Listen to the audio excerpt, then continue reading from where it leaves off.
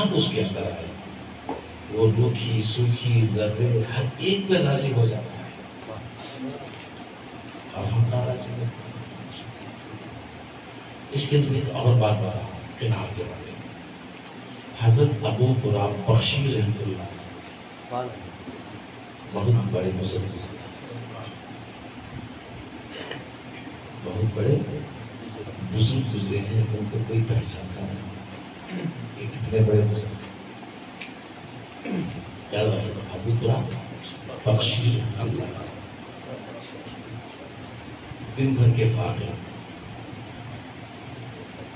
رات بھر کا جاگنا، ذکر خدا ہے مشغول، مگر پوری جاتے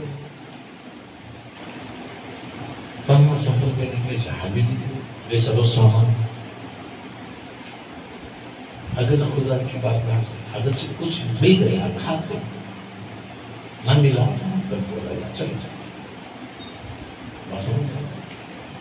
تو ایک وقت ایسا ہوا زیادہ تھکان ہوئی، زیادہ تھکان ہوئی، تو اس تھکان میں زیادہ شدت میں ہوتی جو مل جاتا کھا لیتے یقیناً۔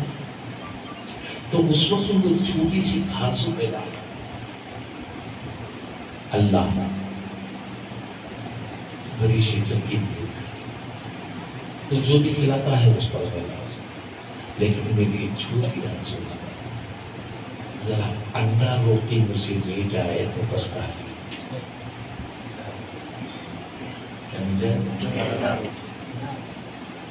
روٹی کے ساتھ انڈا، روٹی کے ساتھ انڈا مل جائے تو اللہ کافی ہے۔ اب یہ اچھا ہے یا خراب ہے؟ دعا ہی تھی نا، دعا ہی تھی۔ دیکھو اللہ والوں کی دعا بھی اس کو دشوار ہے۔ کیوں دشوار ہے معلوم آپ؟ انجام جو مانگنا ہے مانگ سکتا ہے، اسے کوئی فرق نہیں پڑتا، لیکن میری حقیقت کو جو جانتا ہے وہ میرا محبوب جان کر مانگتا ہے تو بڑا بڑی دشواری ہے۔ نہیں، جو محبوب ہوتا ہے اس کی حقانیت کو جانتا ہے، جان کر اسی کہہ کے جو حضور پیش کرتا ہے اس کو بہت تکلیف ہوتا ہے۔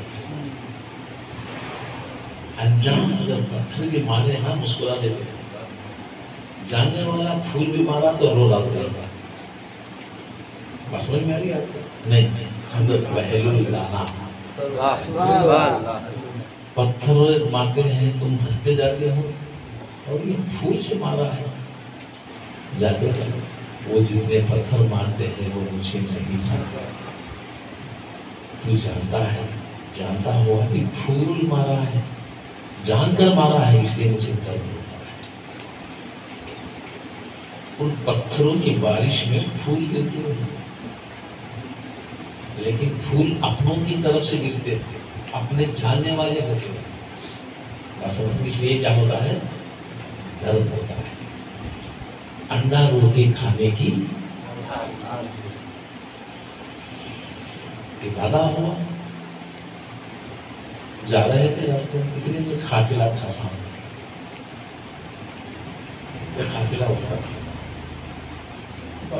قافلے کے ساتھ خرید میں جا رہے تھے، اتنے میں قافلے میں شور ہوا، اس قافلے والوں میں شور و غل ہوا۔ کیا شور و غل ہوا؟ اس قافلے والی کی کسی عورت کا نگینہ جو گلے کا ہار ہوتا ہے گم ہو گیا، ڈھونڈنے ڈھونڈنے پر شور و غل ہوا۔ اتنے میں یہ حضرت جا رہے تھے تو عورت کی نظر پڑی، دیکھا کہ ہاں یہی چور ہے، وہ اجنبی تھے، کیا تھے؟ اجنبی تھے۔ اب جتنے قافلے میں تھے سب اپنے تھے، اپنے نہیں بولیں گے، وہ اجنبی تھا، شاید یہیں سے کہیں چکر لگایا ہوگا، ہاں یہی چور ہے۔ اب لوگوں نے آگے پیچھے نہیں سوچا، پکڑے لائے، دھپا دھپ مارنا شروع کر، اتنا مارے، یہ تو بھوک کی شدت سے، سفر کی تھکان، اتنا مارے بے حال ہو کر گر گئے۔ جب نیچے گرنا تھا اتنے میں ان میں سے ایک بڑا شخص آیا، دیکھا یہ تو اللہ والے معلوم ہوتے ہیں، یہ چور کیسے ہوں گے؟ ان کو اٹھایا، پھر ان کو پانی پلایا، تعظیم کرائی۔ اتنے میں جو اس کا ہار تھا اسی کسی سواری کے نیچے تھا، مل گیا۔ بس سمجھ گئے؟ اب پھر بات ہو کہ ہار مل گیا، یہ چور نہیں ہے۔ پھر سب مل کر آئے، معافی مانگے، پانی وغیرہ پلایا، سب کیا، اور روٹی انڈا پیش کیا۔ حضرت لیجیے، دیکھا دو انڈے ہیں، دو روٹی، دیکھے روٹی انڈا، دیکھ کر آسمان کو دیکھتے ہیں، واہ میرا اللہ کا نظام، یہ روٹی انڈا مانگا تھا تو جوتے کھلائے، اب مجھے کیا کرنا؟ قسم خدا کی آج کے بعد میں تو ایسے کبھی آرزو کھانے کی نہیں کروں گا، جو کھلایا نہ کھاؤں۔ سمجھ میں آئے گا؟ یہ توکل ہے۔ کیا ہے یہ؟ توکل والوں سے، رکھنے والوں سے ایسے امتحانات سے بھی گزرنا پڑتا ہے۔ یہ واقعہ جب بھی میرے سامنے آتا ہے عجیبانہ کہہ کے تعریف ہوتی ہے، کیونکہ ایسے کئی واقعات زندگی میں دیکھے تو بہرکیف یہ توکل ہے۔ بات سمجھ میں آئی؟ کھانا تو نہیں کیا، صرف انڈا روٹی کھایا، پہلے مطلب وہ آرزو کو نکال دیا، پھر بعد میں معافی مانگنے منگوایا، پھر بعد میں وہی انڈا روٹی کھلایا۔ بس میں نہیں کھایا، قسم خدا کی آج سے میں نہیں کھاؤں گا۔ تو توکل اس کو کہتے ہیں۔ تو ایمان کے اوپر درجہ توکل کا ہے۔ ایمان کے اوپر درجہ کیا ہے؟ توکل کا ہے۔ تو آئیے اس کے بعد پھر اللہ تبارک و تعالیٰ اس آیت مبارکہ میں یہ قناعت کی دولت ہے نا، توکل اور قناعت کی دولت۔ تو اب جیسا میں نے کہا ایمان کے اوپر جو درجہ ہے وہ توکل ہے، اور توکل کے اوپر یہ قناعت ہے۔ قناعت اسی کے پاس ہوگی جس کے پاس توکل ہوگا، توکل اسی کے پاس ہوگا جس کے پاس ایمان ہوگا، ایمان اسی کے پاس ہوگا جس کے پاس اسلام ہوگا۔ سمجھ میں آئی؟ ایک ساتھ ہی، جس کے پاس اسلام ہوگا اس کے پاس ایمان ہوگا، جس کے پاس ایمان ہوگا وہ توکل والا ہوگا، جو توکل ہے وہ قناعت والا ہوگا۔ تو ان میں مرد بھی برابر ہیں، اور اس میں پوری کمی اور پیشی، اور اس کے بعد پھر من جانب اللہ ہے، صاحب من جانب اللہ ہے، عشرت من جانب اللہ ہے۔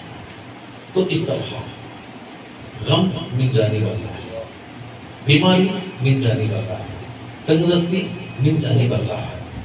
اس پر تو خوش ہوتا ہے، اس پر تو ناراض ہوتا ہے۔ تو خدا کی عطا میں ایک چیز پر خوش ہونا، ایک چیز پر ناراض ہونا، صبر اس کا نام نہیں ہے۔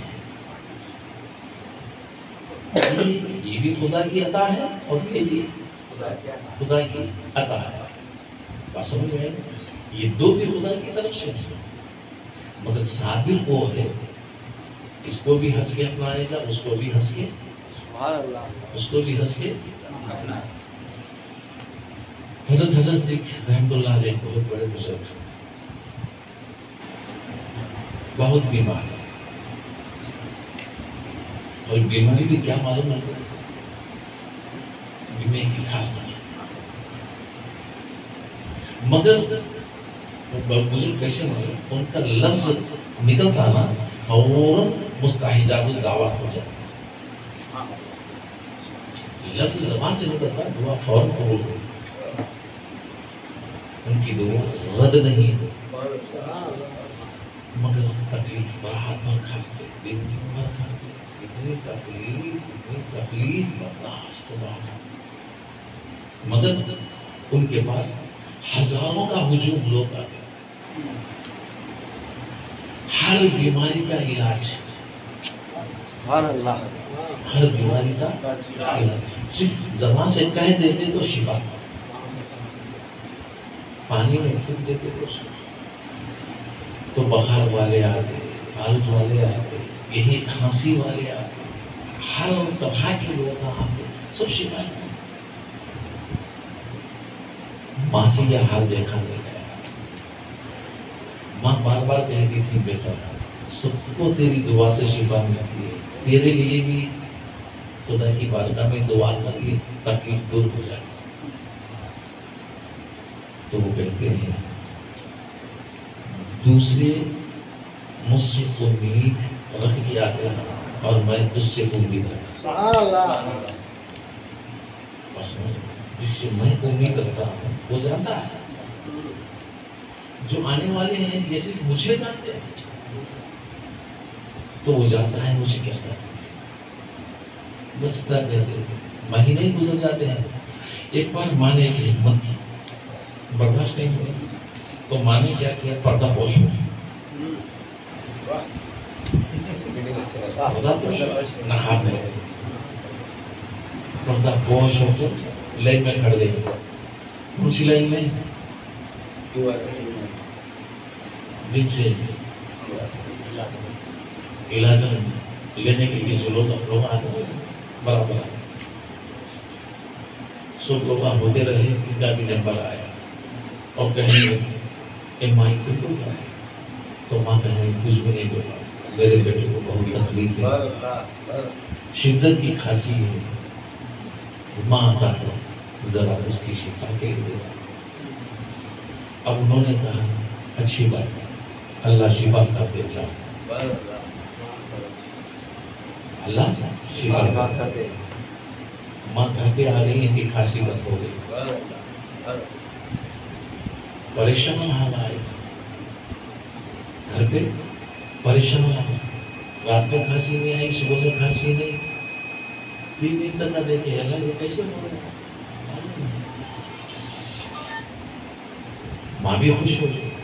اب خوشی کی باتیں جو ہوتی ہیں چھٹی نہیں ہے، خوشی میں آ گئی، اللہ شفا دے جائے، بیٹے کتنا بڑا کمال ہو گیا، تجھے آرام مل گیا، تجھے آرام مل گیا، اب چین کی زندگی، چین سے سوتا رہے، چین سے رہے، مگر یہ تو رات میں سوتے ہی نہیں، یہی سوچتے رہتے ہیں۔